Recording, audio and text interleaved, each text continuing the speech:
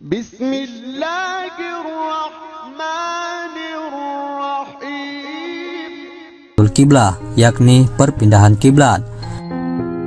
Awal mula turunnya ayat tentang tahwilul kiblah adalah ketika Rasulullah SAW merasa bahwa ada kurang pas jika umat Islam ketika sholat menghadap Masjid Al-Aqsa. Kaum Yahudi pun merasa bangga dengan dijadikannya Masjid Al-Aqsa sebagai kiblatnya umat Islam. Memang awalnya Masjidil Aqsa adalah kiblatnya kaum Yahudi.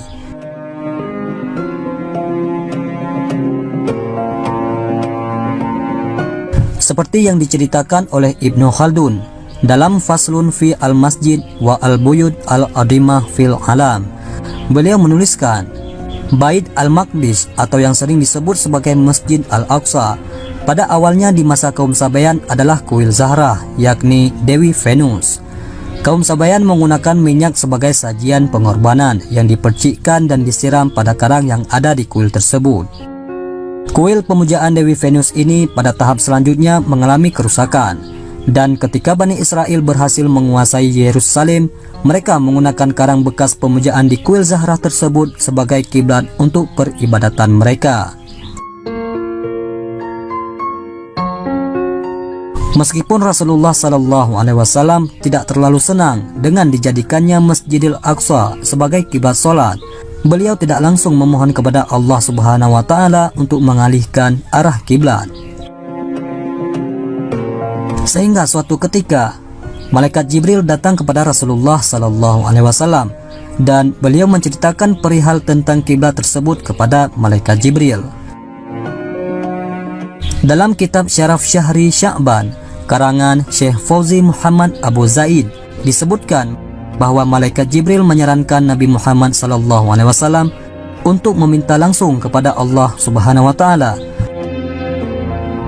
"Sesungguhnya aku adalah seorang hamba sepertimu yang tidak memiliki sesuatu, tapi mintalah kepada Allah Subhanahu wa Ta'ala agar merubah arah kiblat Yahudi tersebut ke kiblat bapaknya Ibrahim."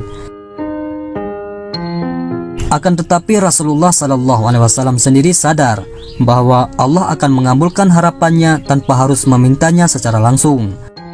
Ini adalah bukti bahwa derajat Rasulullah SAW di sisinya sangatlah tinggi. Perlu diketahui sebelumnya bahwa Nabi Muhammad SAW memiliki derajat yang sangat tinggi di sisi Allah melebihi nabi-nabi yang lain. Ini bisa dibuktikan dengan perbedaan ungkapan-ungkapan yang ada di dalam Al-Quran. Jika Nabi Musa perlu memohon kepada Allah dengan berdoa, "Rabbi syrahli sadri," yang artinya, "Ya Tuhan, lapangkanlah dadaku." Tetapi untuk Nabi Muhammad ayatnya berbunyi, "Alam nasyrah laka sadrak," yang artinya, "Bukankah kami telah melapangkan untukmu dadamu?" Jika Nabi Musa berkata, "Wa ajiltu ilaika rabbi litarda," yang artinya, "Aku bersegera kepadamu ya Tuhanku, agar supaya engkau ridha kepadaku," maka berbeda dengan Nabi Muhammad SAW yang disebutkan, "Wala safwa yu'tika rabbuka fatarda," yang artinya, "Dan kelak Tuhanmu pasti memberikan karunia-Nya kepadamu, lalu hati kamu menjadi ridha." Masih banyak lagi ayat-ayat yang menjelaskan akan kedudukan Rasulullah di sisinya. Turunnya ayat tahwilul kiblat itu diawali dengan diundangnya Nabi Muhammad untuk menghadiri jamuan makan oleh kabilan Bani Salmah. Sebagai wujud penghormatan kepada tuan rumah, biasanya Nabi Muhammad tidak akan meninggalkan rumah tersebut kecuali telah melaksanakan sholat di sana. Biasanya beliau menyuruh sahabat lain untuk menggantikan beliau sebagai imam di Masjid Nabawi. Ketika beliau melaksanakan sholat duhur, riwayat lain menyebutkan sholat asar. Pada rakaat kedua dalam keadaan ruku turunlah ayat yang artinya, "Sungguh kami sering melihat mukamu menengadah ke langit, maka sungguh kami akan memalingkan kamu ke kiblat yang kamu sukai. Palingkanlah mukamu ke arah Masjidil Haram, dan di mana saja kamu berada, palingkanlah mukamu ke arahnya." Quran Surah Al-Baqarah ayat 144. Setelah turunnya ayat tersebut, Rasulullah SAW pada rakaat ketiga berpaling menghadap Ka'bah, diikuti oleh para sahabat yang menjadi makmum. Perlu dicatat juga bahwa tidak semua sahabat waktu itu mengetahui akan turunnya ayat itu, karena memang tidak semua sahabat sedang sholat bersama di sana. Sehingga masih ada para sahabat yang ketika sholat masih menghadap Masjid Al-Aqsa setelah turunnya ayat itu. Diriwayatkan oleh Al-Barrak bin Azib dalam Sahih Bukhari dan Muslim bahwa ada sahabat yang lewat di sebuah masjid dan melihat para jamaah sedang sholat dalam keadaan ruku, tapi masih menghadap ke Masjidil Aqsa. Sahabat tersebut berkata, "Aku bersaksi kepada Allah, sesungguhnya aku telah sholat bersama Rasulullah SAW menghadap kiblat, maka berpalinglah seperti mereka menghadap Baitullah." Seluruh sahabat itu dengan segera memalingkan tubuh mereka menghadap Baitullah tanpa banyak tanya dan diskusi panjang. Itulah karakter para sahabat. Jika mereka mendengar ada wahyu turun, mereka langsung mengerjakannya. Karakter para sahabat disebutkan dalam surah Al-Baqarah, yang artinya, kami dengar dan kami taat.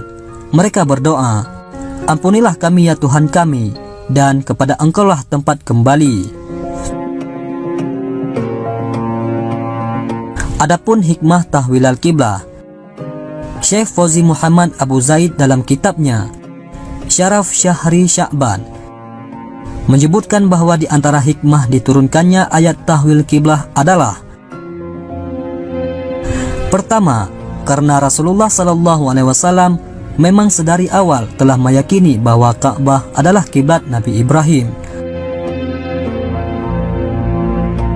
Yang kedua, karena Rasulullah SAW tahu bahwa orang Arab dan penduduk Makkah sendiri menyukai Masjidil Haram dan menganggapnya sebagai simbol. Dengan itu bisa menjadi perantara pemersatu dan sebagai cara dakwah beliau kepada mereka. Setelah ratusan tahun, dengan kemajuan teknologi, tersingkaplah berbagai temuan ilmiah akan keagungan Ka'bah. Seperti disebutkan dalam Akhbar Makkah, dikutip oleh Mujahid dari Syu'am al-Iman karya Al-Baihaqi, bahwa Al-Haram adalah tanah suci poros 7 langit dan 7 bumi. Hal ini diperkuat dengan penelitian yang dilakukan oleh Profesor Hussein Kamal pada tahun 1978. Beliau menemukan suatu fakta mengejutkan bahwa Makkah adalah pusat bumi. Pada mulanya, ia meneliti suatu cara untuk menentukan arah kiblat di kota-kota besar di dunia. Untuk tujuan itu, ia menarik garis-garis pada peta, dan setelah itu, ia mengamati dengan seksama posisi ketujuh benua terhadap Makkah dan jarak masing-masing.